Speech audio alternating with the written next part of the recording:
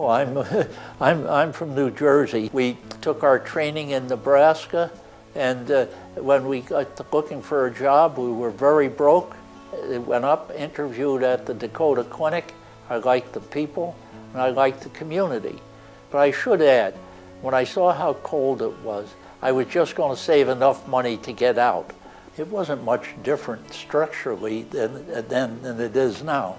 There were doctors at the Fargo Clinic, the Dakota Clinic, and independent physicians. There was a farm on the south end. I'd like you to realize that the south end of the city was 17th Street then.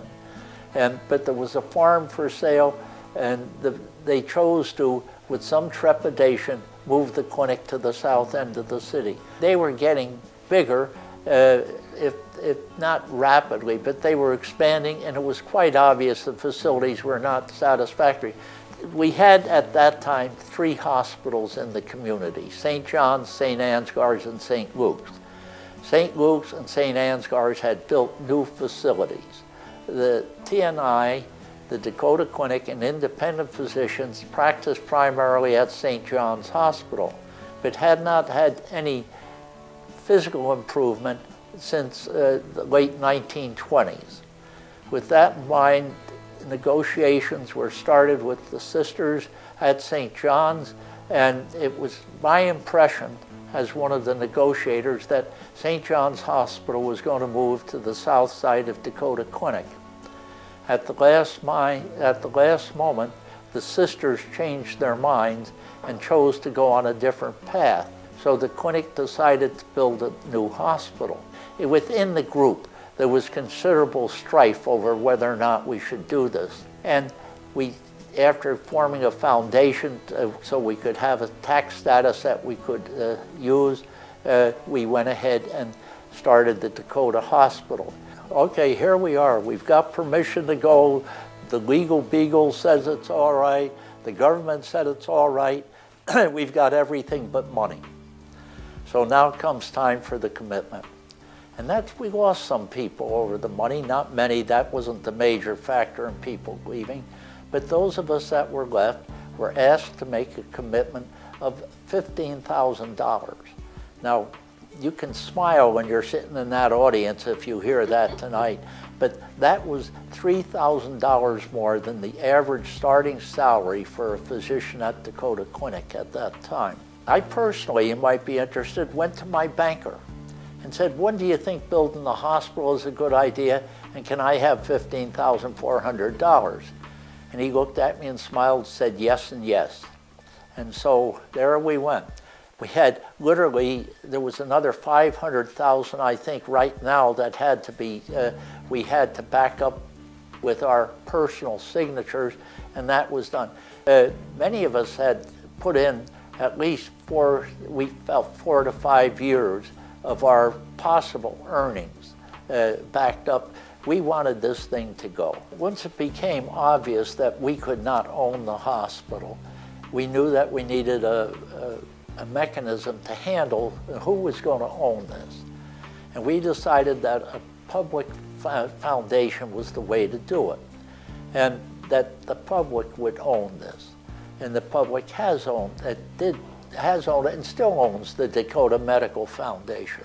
Do I remember any of the organizing meetings? Yes, I was a young man and able to defend myself physically. When it first started, 16, then 11 doctors. When there were 11 of us, we only had 22 different opinions on everything that came up. And one that I look back and remember particularly was what to name the hospital. And some people come up and said it should be the Dakota Foundation Hospital. And some people jumped up and said, what are you going to do, call it a corset? There was fear. To start with, there was fear. But we'd had a lot of heat from the local newspaper and sometimes even on television at that time about our proceeding. They thought we were abandoning the sisters. The hospital was about to open. The plumbers went on strike. And a good many of the rooms just needed a toilet set up and a sink put in. And guess what? You saw 11 doctors who learned a lot about plumbing right now. There's at least one whole floor where all the stools were set by physicians. I look back on it, if we could have charged what the plumbers were charging them, we'd have made some money. People wouldn't come to work for us. They thought, well, if I leave my job, this place is going to go under. Within 3 months, we had waiting lists of people who wanted to come to work. The people in the community had recognized, hey, maybe this is what we're looking for. I should mention that this hospital was rather unique in that it had all private rooms. The private room concept went over tremendously. People liked it, and it was good business. You know something? We knew this was the community's hospital. We had no idea that it would reach out and help so many people. I want you to know that day to day, we took care of hundreds of people, okay, both in the clinic and in the hospital. But what has transpired since the foundation is no longer in the hospital business takes care of many more people each day. Each year, I study the annual report. There is no doubt, as I may have inferred earlier, that the current foundation reaches out to far more than the hundreds of people that we cared for each day. It raises their quality of life, and I would like to think raises the health of the entire community. Oh, I think of the improvements. First of all, our community is so much larger, our local community. The medical community, there's more doctors in one branch than there were in the whole clinic then. It means that we've done something that we didn't believe we could do. But if I'm the only survivor, I know the other 15 are smiling and liked what I just said. But the rest of it, you know, Dakota Hospital is nothing but bricks and mortar.